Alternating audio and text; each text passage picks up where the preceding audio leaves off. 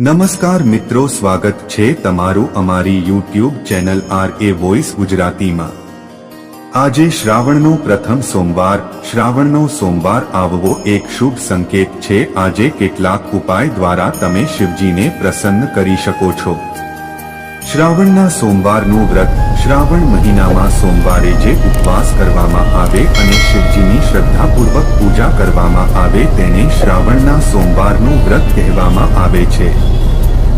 સોમવારનો દિવસ ભગવાન શિવજીને સમર્પિત છે।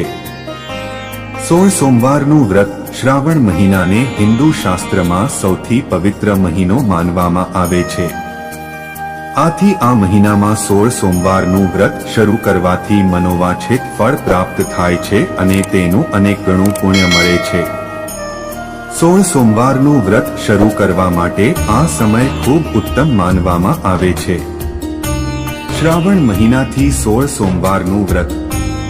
શ્રાવણ મહિનાના પ્રથમ સોમવારથી શરૂ કરીને 16 સોમવાર સુધી આ વ્રત કરવામાં આવે છે। ભગવાન ભોળાનાથને આ વ્રત અત્યંત પ્રિય છે। આ મહિનામાં સોમવારનું વ્રત અને શ્રાવણના સ્નાનની વિશેષ પરંપરા છે। શ્રાવણ મહિનામાં બિલ્વપત્રથી ભગવાન શિવની પૂજા કરવાથી અને તેમનો જળાભિષેક કરવાથી ખૂબ જ ઉત્તમ ફળની પ્રાપ્તિ થાય છે। શ્રદ્ધાપૂર્વક સોમવારનું વ્રત કરનારા ભક્તોની મનોકામનાઓ ભગવાન શિવ અચૂક પૂર્ણ કરે છે। શ્રાવણ મહિનામાં જ્યોતિર્લિંગના દર્શન માટે લાખો શ્રદ્ધાળુઓ જાય છે। શ્રાવણ મહિનાનું વ્રત અને પૂજા વિધિ। સવારે સૂર્યોદય પહેલા સ્નાન કરવું, ઘરના મંદિરમાં પૂજા અર્ચના કરવી, શિવલિંગ પર દૂધનો અભિષેક કરવા માટે શિવ મંદિરે જવું, શિવજી સમક્ષ આસન પાથરીને બેસવું અને શ્રદ્ધાપૂર્વક મહાદેવના વ્રતનો સંકલ્પ કરવો, આખો દિવસ ઉપવાસ કરવો તેમજ સવારે અને સાંજે શિવજીની પૂજા અર્ચના કરવી।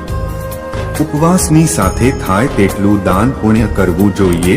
આવું કરવાથી શિવજી પ્રસન્ન થાય છે। પૂજા માટે તલના તેલનો દીપક પ્રગટાવવો અને ભગવાન શિવને પુષ્પો અર્પણ કરવા। ભગવાન શિવજીને સોપારી, પંચામૃત, નાળિયેર અને બિલ્વપત્ર અર્પણ કરવા। વ્રત દરમિયાન 16 સોમવારના વ્રતની વાર્તા અચૂક વાંચવી।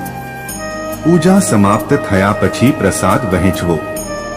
સાંજે પૂજા પૂર્ણ થયા પછી વ્રતના પારણા કરવા માટે સાત્વિક ભોજન લેવું।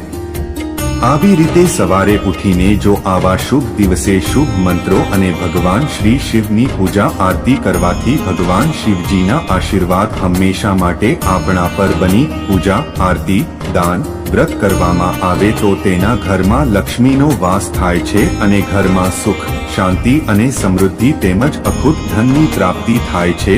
જો આ વિડીયોમાં આપવામાં આવેલી માહિતી પસંદ આવી હોય તો વિડીયોને લાઈક જરૂરથી કરો તેમજ કોમેન્ટ બોક્સમાં જય જય ભોલેનાથ, હર હર મહાદેવ જરૂરથી લખજો। અમારી ચેનલ RA વોઇસ ગુજરાતીને સબસ્ક્રાઇબ જરૂર કરજો। અમારી માતા લક્ષ્મીજીને પ્રાર્થના કે તેમની કૃપા હંમેશા તમારા પરિવાર પર બની રહે। વિડીયોમાં અંત સુધી જોડાયેલા રહેવા બદલ તમારો ખૂબ ખૂબ આભાર। હર હર મહાદેવ, હર હર મહાદેવ।